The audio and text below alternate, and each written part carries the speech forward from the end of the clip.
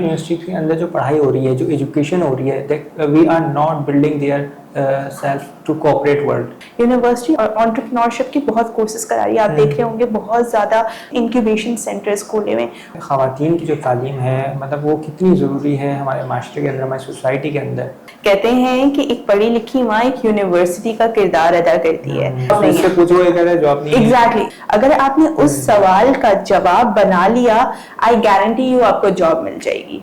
Assalamu alaikum everyone, hope you are fine and feeling well and you are watching मेरी कामयाबी channel. मेरी कामयाबी channel का जो मेन इम्पैक्ट जो मकसद है वो ये है कि लोगों की अनटोल्ड स्टोरीज आपके साथ शेयर करना और सक्सेसफुल जर्नी आपके साथ शेयर करना जिससे आप कुछ हासिल कर सकें। सो आज हमारे साथ जो गेस्ट मौजूद हैं वो किसी तारुफ की मोहताज नहीं है। हदीका सिद्दीकी हमारे साथ मौजूद हैं। She is founder and CEO Aspira Circle की हैं और यूथ डेवलपमेंट के हवाले से भी बहुत इम्पैक्टफुल काम कर रही हैं, लोगों की ज़िंदगी के अंदर पॉजिटिव चेंज लेके आ रही हैं और उनका मकसद है यंग जनरेशन को पॉजिटिव मतलब अपग्रेड करना। तो जानना चाहेंगे इनकी life circle, what is the biggest thing in behind हर success. So let's start our show.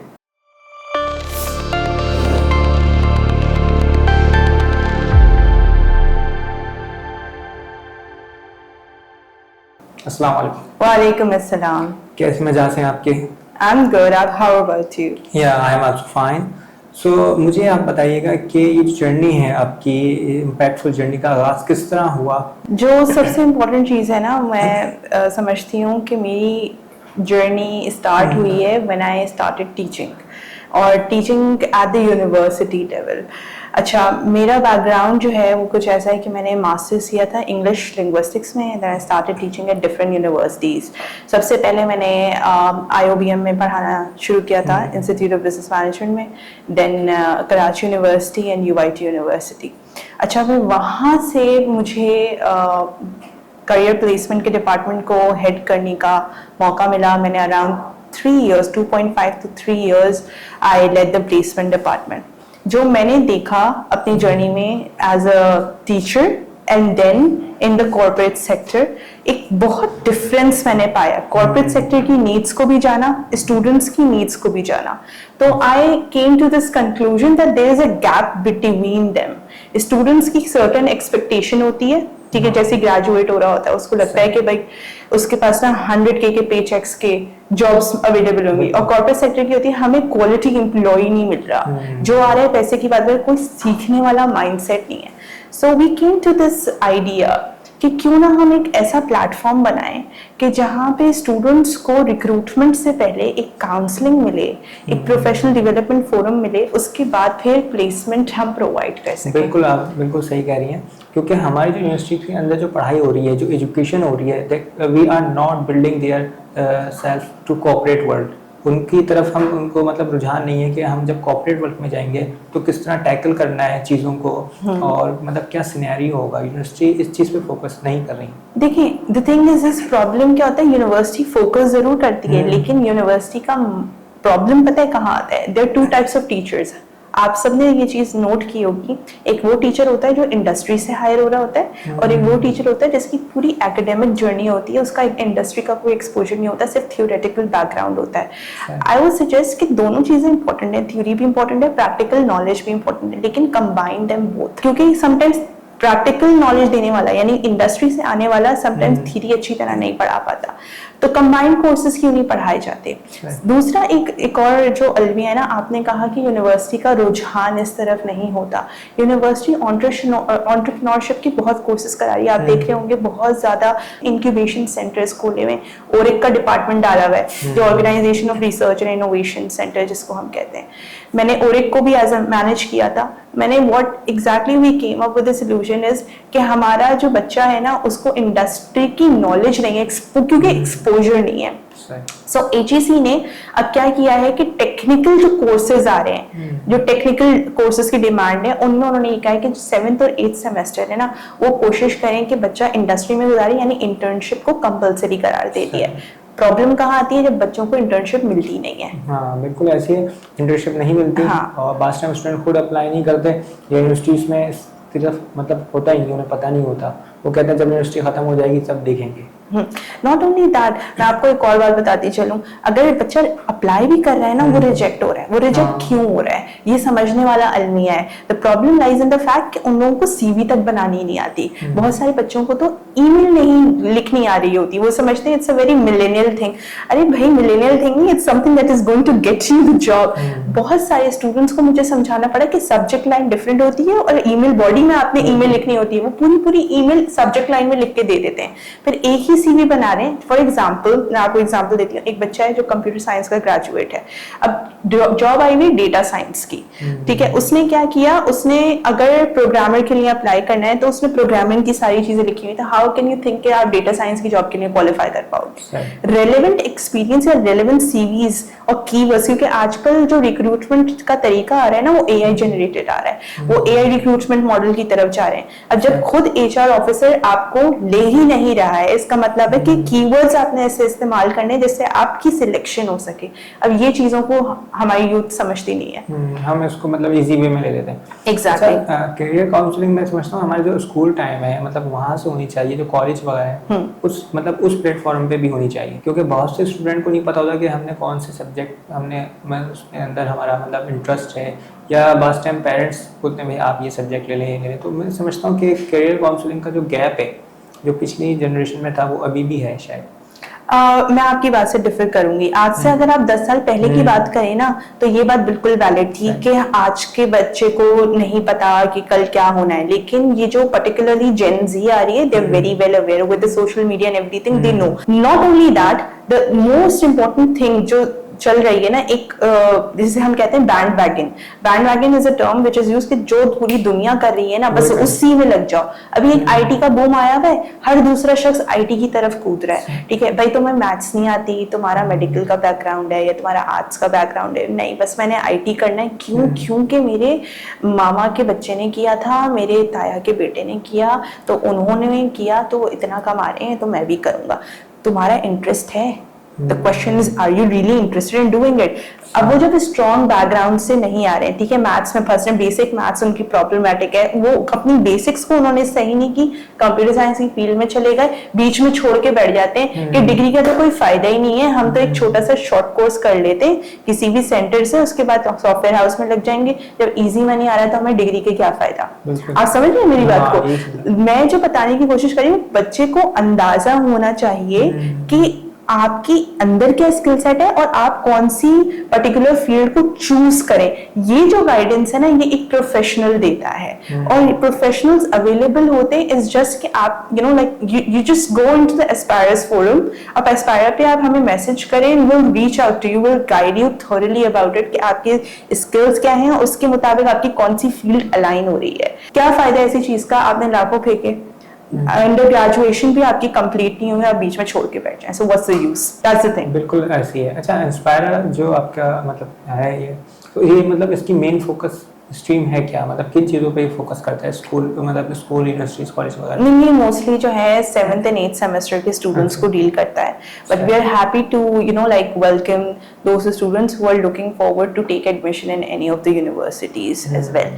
Not only that, we are also focusing and guiding students जो अब्रॉड स्टडीज के लिए जाना चाह रहे हैं या वहाँ बाहर जॉब के लिए अप्लाई करना चाह रहे हैं। तो we basically are consultancy, we provide them with the tips and techniques to get into the job market and to develop themselves professionally। जैसे हम कम्युनिकेशन स्किल्स के कोर्सेज भी करा रहे हैं, हम CV writing and resume writing के ऊपर भी बेइंतहा फोकस करते हैं, मॉक इंटरव्यू सेशंस कराते हैं। दिस इज द फोकस कि भाई तुम लोग जब रेडी हो जाओ ना, तो तुम जाके बात करने वाले बन सको, दैट्स द फोकस। अच्छा, आप मुझे थोड़ा गाइड करिएगा, जो हमारे जो स्टूडेंट, जो हमारी यंग यूथ है, if they want to improve themselves in communication skill, public speaking, so कौन सी ऐसी टिप्स हैं जिनको उन पे फोकस करना चाहिए? अच्छा, लेकिन सबसे इम्पोर्टेंट चीज जो है ना, वो है बात करना, ठीक है। हमें एंजाइटी होती है, हम बात करना चाह रहे होते हैं लेकिन बात कर नहीं पाते हैं, हमारा दिल एकदम कभी कभार ऐसा होता है ना कि आपको स्वेट होना लगे और आपको ओह माय गॉड इतने सारे लोगों के सामने मैंने बात करनी है। मसला क्या आता है? मसला ये आता है हमें बात करने की आदत नहीं होती है। अपने किसी भी छोटे बहन भाई को बिठा लें, छोटे कजन को बिठा लें, उसको ना कहानियां सुनाएं, ठीक है, कहानियां सुनाएं, आपका ना कॉन्फिडेंस खुद ब खुद डिवेलप होगा। छोटे बच्चों से स्टार्ट करें, पढ़ाना शुरू करो, सबसे इम्पोर्टेंट मैं कहती हूँ ना कि पब्लिक स्पीकिंग अगर डेवलप करनी है ना, ट्यूशन पढ़ा लो, ठीक है। तुम पढ़ाओगी तो तुम्हारा कॉन्फिडेंस खुद ही डेवलप होगा। अच्छा, not only that, mirror practice is very important. अपने आप को शीशे में देखो कि किस तरह के एक्सप्रेशंस जा रहे हैं, किस तरह बात करनी है, क्या करनी है। अच्छा, more than that, current affairs पे पढ़ो, डिफरेंट चीजों पे पढ़ो, और उसके बाद अपनी आर्ग्यूमेंट्स को फ्रेम करना चाहो। बहुत एक मिसकंसेप्शन है लोगों के अंदर कि कॉन्फिडेंस ना पैदाइशी होता है। कॉन्फिडेंस पैदाइशी नहीं होता है, बिल्ड कर सकते हो। एग्जैक्टली, और ये प्रैक्टिस से आता है। आप जितना प्रैक्टिस करोगे, सबसे इंपॉर्टेंट चीज है mindset development. Mindset development. Yes. अच्छा, मैं ये देखता हूँ जैसे ख़वातीन की जो तालीम है, मतलब वो कितनी ज़रूरी है हमारे माशरे के अंदर, हमारी सोसाइटी के अंदर, और मतलब उनको और मज़ीद मतलब सक्सेस के लिए क्या करना चाहिए? ख़वातीन के लिए तो मैं समझती हूँ सबसे इम्पोर्टेंट है तालीम हासिल करना।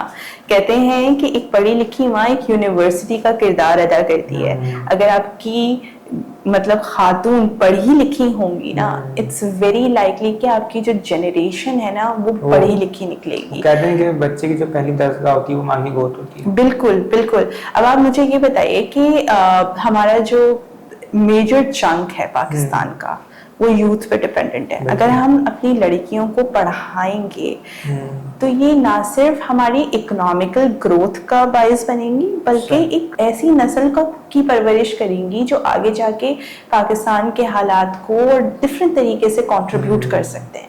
सो ख़वातीन का पढ़ना बहुत ज़रूरी है, and I am extremely proud of the Pakistani women. The way आप देखें जिस तरह से पाकिस्तानी स्टार्टअप्स निकल रहे हैं, वुमेन स्टार्टअप्स निकल रहे हैं, उसमें जिस तरह से ख़वातीन का किरदार है, तो ये एक मतलब तारीफ के काबिल है। अच्छा, मैं ये देख रहा हूँ हमारी सोसाइटी के अंदर, जैसे यूनिवर्सिटी से तो बहुत से लोग ग्रेजुएट हो रहे हैं, लेकिन मसला ये है कि वो अपनी सही फील्ड की तरफ नहीं जा पा रहे, और जॉब्स भी जो है वो कम मिल रही हैं उनको। अच्छा, मैं आपको बताऊं अगर कि जॉब बेइंतहा है मार्केट में, तो आपके लिए एक ये ऐसी बात होगी कि मैंने तो ये वाली बात सुनी है, जॉब्स मिल नहीं रही है, जॉब मार्केट बहुत सैचुरेटेड है। ऐसा नहीं है, जॉब मौजूद है, क्वालिटी कैंडिडेट नहीं है। ये किसका कहना है? ये कॉर्पोरेट साइड का कहना है, और स्टूडेंट्स का कहना है कि जॉब मिल नहीं है, जॉब नहीं है। एग्जैक्टली, जॉब मौजूद है, कॉम्पिटिशन ज्यादा है, ऐसा नहीं है। All you need to do is you need to stand out. हाँ, you need to stand out, मतलब you walk into the room and the recruiter knows कि भाई मुझे ये शख्स चाहिए। सबसे इंपॉर्टेंट चीज जो आपने नोट की होगी ना, रिक्रूटर क्या पूछता है? वो पूछता है कि what do you like bring on the table. लेकिन ये ब्रिंग ऑन द टेबल का जो वर्ड है ना, वो उन्होंने इस तरह से रिफ्रेम किया होता है, कहा होता है कि for example, tell me about your skill set, ठीक है, and how does it align with the job role. इस तरह के क्वेश्चंस पूछते हैं। इन अदर वर्ड्स वो ये जानने की कोशिश कर रहे थे आप हमें किस तरह बेनिफिट करोगे। अगर आपने उस सवाल का जवाब बना लिया, आई गारंटी यू आपको जॉब मिल जाएगी। एंड हमेशा जाने से पहले किसी भी कंपनी में मेरे मतलब like I would say it's like a very great tip I am giving you guys, कहीं भी जॉब देने जाओ उस कंपनी के बारे में अच्छी तरह पढ़ के जाओ। लिंक्डइन पे सर्च करो कि वहां पे एचआर में कौन काम कर रहा है, उनकी प्रोफाइल पढ़ के चले जाओ। अच्छा, आप क्या समझते हैं जो हमारा एजुकेशन सेक्टर है उसमें कितनी लैकनेस है सोसाइटी के लिए भी, मतलब क्या समझते हैं आप? सिर्फ कराची के अंदर ऐसा या ओवरऑल पाकिस्तान में? I am sad to say that कि हमारा जो एजुकेशनल सेक्टर है ना, it's exactly demarcated in a way जिस तरह से हमारी society demarcated. There is a elite education system, then there is a middle class education system, then there is like those governmental education system जो चल रहा है। अब आप एक्सपेक्ट करो कि एक रूरल का या एक गवर्नमेंटल सेक्टर का बच्चा जो एक अंडर प्रिविलेज बैकग्राउंड से आ रहा है, वो एलीट एजुकेशन सिस्टम वाले बच्चे के साथ किस तरह का लाइक कम्पीट करेगा इन द मार्केट। तो obviously it's an insane thing to even think about. अब मैं आपको बताऊं, आप ए लेवल्स के स्टूडेंट को उठाते हो आप, ठीक है, एंड देन आप कराची इंटर बोर्ड के स्टूडेंट के बच्चे को उठाते हो जो आप समझो एक अंडर प्रिविलेज बैकग्राउंड से आ रहा है, आपको एक अलग ही डिफरेंस पर्सनालिटी में और चीजों में नजर आएगा। मेरा कहने का मकसद ये है कि क्यों इस तरह से हमारे सामने जो है ना इतने डिफरेंसेस मौजूद हैं। Why can't we have a platform where exactly जो क्वालिटीज हमें इतनी एलीट एजुकेशन सिस्टम में मिल रही हैं, वही चीज एक मिडिल क्लास और एक अंडर प्रिविलेज बैकग्राउंड से आने वाले स्टूडेंट को क्यों नहीं मिली? नहीं, right? So I remember when I used to teach in Karachi University, I always used to tell my students कि ठीक है तुम लोग आ रहे हो, आके मेरी इंग्लिश एंड कम्युनिकेशन की क्लासेस ले रहे हो, लेकिन दिस इज नॉट इनफ। हम लोग समझते हैं कि हम यहाँ पे पढ़ रहे हैं तो बस यही है, यहाँ से जीपीए आ गई, नहीं। मैंने कहा you people gonna go out, you people gonna compete with IBA, you gonna compete with LUMS, you gonna compete with Habib University, you gonna compete with IOBM। मैंने कहा do you people have those skills to compete in the market? तुम लोग Unilever के लिए qualify कर पाओगे या वो IBA या IOBM को ही बिल्कुल प्रेफरेंस देंगे? क्योंकि बहुत ज्यादा कॉर्पोरेट सेक्टर्स में अनफॉर्चुनेटली ये चीज मौजूद है। वो ये देखते हैं oh IBA, okay let's hire them, oh IOBM let's hire them, when KU is sending them like a CV, तो वो उस चीज को ना बहुत नीचे की तरफ रख रहे होते हैं until unless the candidate actually impresses them in the interview। तो again interview becomes the gateway ना, लेकिन आपकी सीवी जो है आपको क्वालिफाई करने के लिए हो गई। तो मैं कहती हूँ कि तुम्हारी सीवी में वो चीज होनी चाहिए कि तुम वहां पे compete करने के लेवल पे तो आओ। तो उसके लिए क्या इंपॉर्टेंट है? उसके लिए इंपॉर्टेंट ये है कि आप सिर्फ और सिर्फ टेक्निकल स्किल्स पे नहीं, सॉफ्ट स्किल्स पे फोकस करें। लोग समझते हैं कि soft skills are not important. Specifically मैंने जो चीज देखी है ना, वो टेक्निकल माइंडसेट, टेक्निकल फील्ड्स के जो स्टूडेंट्स होते हैं, जो इंजीनियर्स होते हैं, जो डॉक्टर्स होते हैं, जो ये पढ़ रहे होते हैं ना, ये कम्युनिकेशन स्किल्स के कोर्सेज को, टेक्निकल बिजनेस राइटिंग के कोर्सेज को ना वैल्यू नहीं करते। दे think of them as trash courses, not crash, trash courses। और रीजन क्या होता है? वो ये सोचते हैं यार इस पे तो जीपीए आ जाएगी, यार इस पे क्या करना है, चैट जीपीटी आ गया है, चैट जीपीटी ये कर देगा। भाई चैट जीपीटी पे जो प्रॉम्प्ट डालोगे, चैट जीपीटी उसके अकॉर्डिंगली आपको देगा ना। अगर आपका प्रॉम्प्ट ही ट्रैश है तो फिर obviously the trash material is gonna come. That's the thing, but they don't understand that. असल में हमारा ये माइंडसेट बना हुआ है कि हमने मतलब सब CGPA अपनी मैंडेटरी रखी है, उसको सही रखना है, बस बाकी आगे हो जाएगा। लेकिन असल कहानी शुरू होती है जब हम मार्केट में जाते हैं, जब हम कॉर्पोरेट वर्ल्ड में जाते हैं, तब पता चलता है कि आपने कितने पानी में थे आप। एग्जैक्टली। अभी आप लोगों ने रिसेंटली देखा होगा कि लास्ट ईयर की बात है, एलॉन मस्क ने ट्वीट किया था एक्स पे कि I want for particular position, मुझे एक developer चाहिए, कुछ चाहिए। I don't care about your degree, I don't care where you live in the world, just send me what I actually need and you will be hired by the Tesla or something, उनकी ये tweet थी। अब ये tweet ने ना पूरे educational sector को हिला के रख दिया, which actually shows कि एक $1 trillion इंडस्ट्री का मालिक जो है ना, वो डिग्री को वैल्यू नहीं कर रहा, वो सिर्फ स्किल सेट को वैल्यू कर रहा है। आई एग्री विद यू, ठीक है। एक एक्सेप्शनल चीज निकल सकती है, एक बच्चा निकल सकता है पाकिस्तान से या इंडिया से, उसने उसको कोड लिख के दे दिया and he got hired, but what about thousands of other students over here who cannot compete to that market? मेरा पता है एक पर्सनल सजेशन ये होता है स्टूडेंट्स को कि आप लोग डिग्री ना छोड़ो, डिग्री के साथ ना स्किल सेट को लेके चलो। If you are gonna keep both of them together ना, you have one thing to fall back on. For example your skill set doesn't work ना, you have degree to back on. तुम्हारे पास degree नहीं है, तुम सिर्फ skills की basis पे आगे बढ़े हो तो मुश्किल हो जाता है, फिर आगे जाके मुश्किल हो जाती है। तो मतलब आप क्या समझते हैं इन फ्यूचर हमारी मतलब एजुकेशन में कितना इम्प्रूवमेंट आनी चाहिए और क्या देख रही हैं आने वाला सिनेरियो पाकिस्तान में एजुकेशन सेक्टर के हवाले से? I can be hopeful about the private sector, but I think there is tremendous improvement needed in the government sector. Educational sector पे अगर मैं बात करना चाहूँ ना, तो ये 1 घंटे का पॉडकास्ट भी बहुत कम हो जाएगा। मैं चंद बातें कहूँगी जो इम्प्रूवमेंट के लिए शदीद ज़रूरी हैं, और वो ये हैं कि स्टूडेंट्स के लिए ना आप इंटीग्रेटेड प्लान्स बनाइए, उनके लिए एक्सपोजर प्लान्स बनाइए। फॉर एग्जांपल ये गवर्नमेंट यूनिवर्सिटीज तो बहुत अच्छी तरह कर सकती हैं, ये लोग HEC के साथ मिलके मास्टर्स के स्कॉलरशिप प्रोग्राम्स तो करती हैं, but why don't they have the semester exchange programmes at the university level? Private universities भी तो सेमेस्टर एक्सचेंज प्रोग्राम करी हैं, आप लोग भी करिए। मैंने कल ही एक इंडिया की एक कॉलेज की वीडियो देखी, आपको हैरानी होगी जान के, बच्चे से 16-17 साल के, जो आप समझो इंटरमीडिएट का जो ग्रुप है ना, वो बच्चा है। ये 2 साल में उनको क्या पढ़ा रहे हैं? उन्होंने कहा AI तो सारी चीजें पढ़ा रहे हैं, तो we need to change a curriculum, we need to change how we teach the students.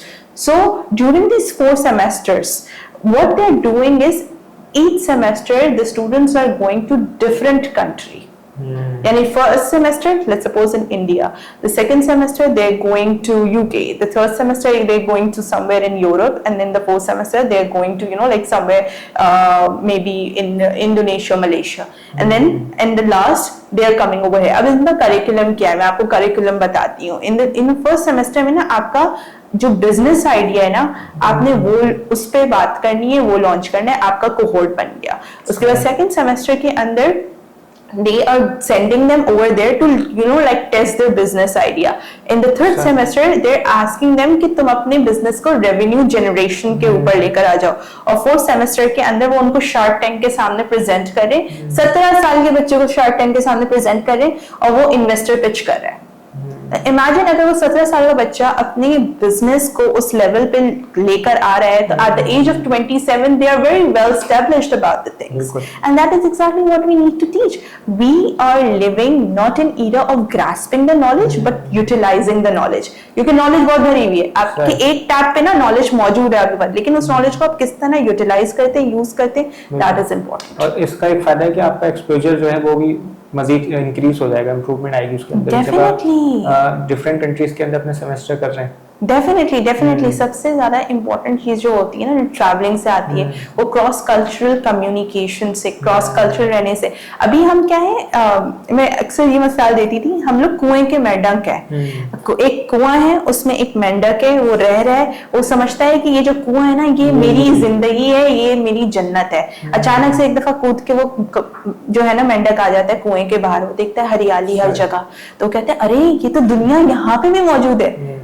Unfortunately हमारी जो यूथ है ना, उसका एक्सपोजर नहीं है, तो हम कुएं के मेंढक बने बैठे हैं. हमें इस मेंढक से बाहर निकलो, जरा हरियाली देखो, फिर आगे वापस बताओ तुम्हारे और जो मेंढक हैं अंदर, उनको भी बताओ what's happening out there. उनको भी थोड़ा पॉजिटिव वाइब. एग्जैक्टली. अच्छा, इन द एंड आप अपनी सक्सेस की जो मेन स्ट्रीम है, आप क्या समझते हैं आपके पीछे, मतलब कौन, मतलब जिसने आपको मतलब अपग्रेड किया और आपकी सक्सेस में, आपकी कामयाबी में किरदार अदा किया? I personally want to give credit to my mother. My mother has been an exceptional support throughout my life. और जैसे आपने कहा था ना कि एक औरत एक educated हो तो आप किस तरह से देखती हैं. My mother has been a support, has been a rock to me. आप यकीन जानिए, like पूरी दुनिया was like, you know, like you should be getting into the medical, तुम medical करोगी, और ना तुम डॉक्टर, उस जमाने में आज से 10 साल पहले बड़ा था कि ना डॉक्टर लड़की हो तो डॉक्टर, लड़का होता है इंजीनियर, ये कंसेप्ट था. But I was like, I want to do something in English, and my mom supported that. You know, she was like कि तुम जाओ, ठीक है, कोई बात नहीं, तुम इसमें कुछ करना चाहती हो कर लो. That time my mother had no idea. My mother had an idea कि ठीक है, ये ज़्यादा English teacher बन जाएगी. But I, you know, like got the gold medal, and उसके बाद फिर मेरे लिए opportunities खुली. I went into the university lectureship. Then I went on doing my MBA.